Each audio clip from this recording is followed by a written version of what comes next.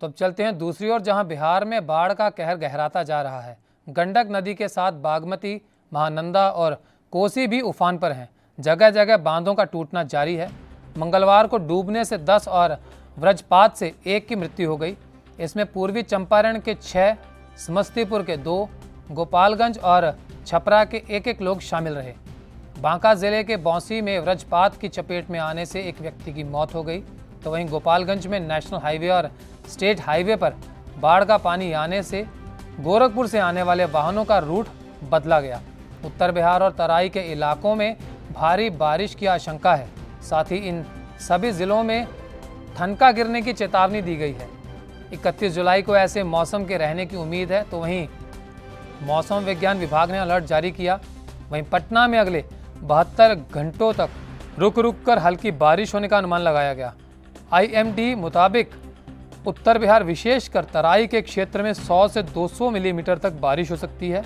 संचार और आवागमन की परेशानी खड़ी हो सकती है और साथ ही गंगा, कोसी, गंडक, बूढ़ी गंडक, बागमती, अधवारा, महानंदा नदियां मंगलवार को खतरे के निशान से ऊपर बहती देखी गई।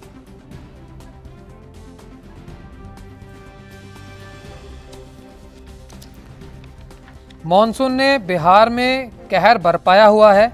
अगर देखा जाए तो जिस तरीके से बिहार की नदियां खतरे के निशान से ऊपर बह रही हैं, जनजीवन बुरी तरह से प्रभावित हो चुका है। गांव के गांव जल समाधि ले चुके हैं। लाखों की संख्या में वहां के स्थानीय नागरिक, वहां की जनता त्रस्त हो चुकी है। हम वीडियो फुटेज में देख सकते हैं कि किस तरीके से बस, गाड़ी, ट्रक, ये चीज़ें तो आप भूल जाइए, लोगों को नाव का सहारा लेना पड़ रहा है। जैसे हम पुरातन काल में चले गए हों, आदि काल में चले गए हों, जहां पर आने जाने का साधन नहीं होता था। उसी तरीके से जिस तरीके के हालात बिहार में दिखाई दे रहे हैं कि गले तक पानी, आखिरकार कुदरत के सामने इंसान इतना बेबस हो जाता है।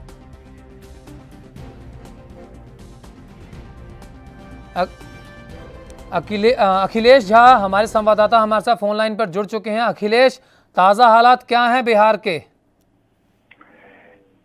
कल भी बिहार में लगातार मूसलाधार बारिश हुई है, जिससे बाढ़ का खतरा और बढ़, पहले से ही बाढ़ की स्थिति थी। कोसी के जलग्रहण क्षेत्र में मूसलाधार बारिश से लगभग 2.5 लाख क्यूसेक पानी बढ़ गया, जिससे खगड़िया और सुपौल में बाढ़ का खतरा बहुत बढ़ गया है। कई गांवों में पानी डूब गए हैं। 21 लोगों की मौत हो चुकी है। दूसरी ओर समस्तीपुर दरभंगा रेल लाइन जो है, उसमें परिचालन बाधित हो गया है। वहां रेलगाड़ियां चलाई नहीं जा रही हैं, पटरी पर पानी है। और इस तरह इस हर जगह की स्थिति जो है वो काफी भयानक दिख रही है। जी, बीते दिनों हमने भी दरभंगा के कुछ इलाकों में देखा था कि हाईवे पे ही पानी आना शुरू हो गया था 2-2 फुट, और वहाँ की स्थानीय जनता ने भी उस समय चिंता जताई थी। लेकिन सबसे बड़ी बात देखी जाए कि ये तो कुदरती आपदा है, चाहे वो बाढ़ हो, चाहे वो भूचाल हो या भूस्खलन हो, इन पर आम आदमी का कोई बस नहीं चलता। लेकिन प्रशासन ने इसके लिए क्या कुछ किया? क्या जनता को इस मुसीबत से निजात दिलाने के लिए या उनके बचाव और राहत कार्यों के लिए क्या क्या कदम उठाए? देखिए, प्रशासन फौरी तौर पर बाढ़ पीड़ित लोगों के लिए कुछ रिलीफ के पैकेट्स वगैरह गिरवा रही है। और अभी तत्काल इस बाढ़ प्रभावित क्षेत्र में कोई तटबंधों का निर्माण हो जाएगा, ऐसा संभव नहीं दिखता। जिन जगह तटबंधों पर पानी का दबाव ज्यादा है, वहां जरूर कुछ काम किए जा रहे हैं। लेकिन जो तटबंध टूट गए हैं, जिस स्टेट हाईवे पे पानी चल रहा है, वहां की स्थिति गंभीर बनी हुई है और वहां परिचालन बिल्कुल ही बाधित है। प्रशासन की ओर से स्वास्थ्य सेवाएं और कुछ रिलीफ, जो तत्काल पन्नी और चूड़ा सत्तू वगैरह है, उसके पैकेट गिराए जा रहे हैं। ये चीजें तो तब होती हैं अगर इमरजेंसी आ जाए, आपातकाल आ जाए। लेकिन अगर हमें पता है, क्योंकि मौसम विभाग नाम का एक विभाग भी होता है, वो आमतौर पर सरकार को बता देता है कि आने वाले समय में मौसम कैसा रहेगा। हालांकि सटीक टिप्पणी तो नहीं हो पाती, लेकिन कहीं ना कहीं नज़दीकी टिप्पणी हो जाती है। तो प्रशासन को ऐसे समय में पहले से कार्य करने चाहिए। तो क्या राहत कैंप के कुछ इंतजाम किए गए थे पहले से? नहीं, ऐसा कुछ नहीं था। देखिए, बिहार में बड़ी त्रासदी है।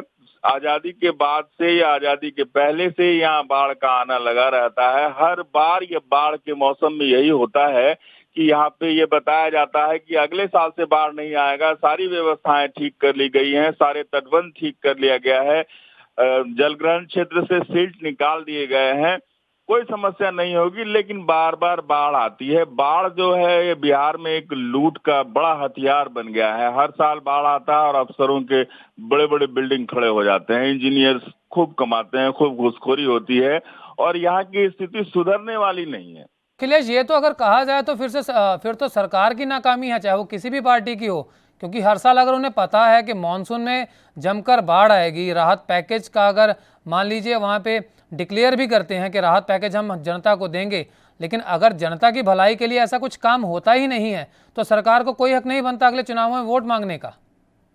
देखिए, राहत पैकेज का ऐलान कर देना ये समस्या का समाधान नहीं है। राहत पैकेज में भारी लूट मची रहती है और हर साल ये बाढ़ आती है, राहत दिया जाता है, फिर मामला ठंडे बस्ते में चला जाता है। आखिर स्थायी समाधान बाढ़ का चाहिए। लोग अब इसके लिए लगे हुए हैं कि हमें अनुदान नहीं, निदान चाहिए। We want solution. बाढ़ का क्या सॉल्यूशन? देखिए, अगर हम सॉल्यूशन की बात करें, अगर चीज़ें सॉर्ट आउट करनी हैं तो सबसे पहले they have to look after कि आखिर हमें करना क्या है। जो वहाँ पर बांध हैं, तटबंध टूटे हैं, जाहिर सी बात है जो डिपार्टमेंट है वो वहाँ पे जाता होगा, उसको एनालाइज करता होगा। वो करने के बाद उनका फ़र्ज़ बनता है, it's their duty to look after के भी हाँ यार कहाँ पर कमी है, कौन सा जो तटबंध है वो कमज़ोर है, तो सबसे पहले अगर हम उसको रिपेयर करेंगे, उसकी मरम्मत करेंगे तो ऐसी स्थिति ही नहीं आएगी। तो उस चीज़ के लिए कोई क्यों काम नहीं करता? क्या उसके ऊपर प्रशासन कदम नहीं उठाता? देखिए, ग्राउंड रियलिटी कुछ और है। अखबारों में बयान आ जाते हैं तटबंधों की मरम्मत का कार्य जोर शोर से चल रहा है, तटबंध सुरक्षित है, कहीं कोई डैमेज होने की संभावना नहीं है, और इस बीच में पुल बह जाते हैं, पुलिया बह जाती, सड़कें बह जाती हैं, तटबंध टूट जाते हैं। आखिर किस तरह का रिपेयरिंग वर्क आप करते हैं कि आपके इतने कहने के बावजूद भी, इतना प्रचार प्रसार के बावजूद भी ग्राउंड रियलिटी ये है कि आप काम करते ही नहीं तो रोड क्यों बह जाएगा, तटबंध बार बार क्यों टूट जाता है?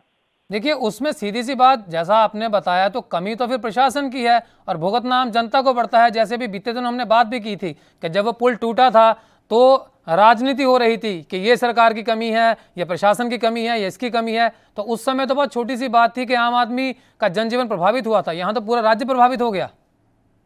जी बिल्कुल, लगभग 15 जिले बुरी तरह प्रभावित हैं उत्तर बिहार के, लेकिन बावजूद इसके बस मैं वही कह रहा हूँ, खाना पूर्ति हो रही है, कुछ रिलीफ बांटे जा रहे हैं, कुछ खैरात बांटे जाएंगे और कुछ अनुदान दे दिया जाएगा। फसल अनुदान ले लीजिए, बाढ़ क्षतिपूर्ति आप कुछ ले लीजिए और उसके बाद फिर वही हाल रहेगा। कोई एक साल की बात तो है नहीं। बाढ़ के साथ लोगों ने जीना रहना सीख लिया है, नाव पर बच्चे पैदा हो। अखिलेश, एक जन नागरिक होने के नाते मैं आपका निजी नजरिया जानना चाहूंगा कि आपकी सोच क्या कहती है, छोटे शब्दों में, कम समय में, कि आखिरकार करना क्या चाहिए, कैसे इस जानलेवा हालातों से बाहर निकला जाए, कैसे कोई सॉल्यूशन निकल के आए ताकि फ्यूचर में ऐसा कोई इंसिडेंट ना हो कि जिससे आम जनजीवन इतनी बुरी तरह से प्रभावित हो। बहुत ज्यादा आप देखेंगे कि नाव पर लोग रह रहे हैं। हाँ, तो मतलब अंदाजा यही लगाया जा सकता है कि कहीं ना कहीं सरकार की नींद खुले, प्रशासन की नींद खुले, शायद तभी ऐसे हालात बनेंगे कि जनता को इतना प्रभावित ना होना पड़े। अखिलेश, क्या कहते हैं इस बारे में? अभी इस वक्त सरकार नींद खोल कर ही क्या कर लेगी? जहां पानी का बहाव है वहां तटबंध का निर्माण संभव ही नहीं है। जहां पुल बह गए हैं वहां अप्रोच रोड और पुल की मरम्मत अभी संभव ही नहीं है जब तक पानी नियंत्रित नहीं होता। चलिए अखिलेश, आशा करते हैं कि किसी तरीके से फिर से बात वही घूम फिर के, बड़ी पुरानी कहावत है कि घूम फिर के वो पीपल के नीचे आया, तो प्रशासन की नींद खुले और लोगों की जो जान पर खतरा हर साल बनाता है वो कम हो जाए। आपका समय देने के लिए बहुत बहुत धन्यवाद। देश दुनिया की खबरों के लिए ANB न्यूज को सब्सक्राइब करें और बेल आइकन दबाएं।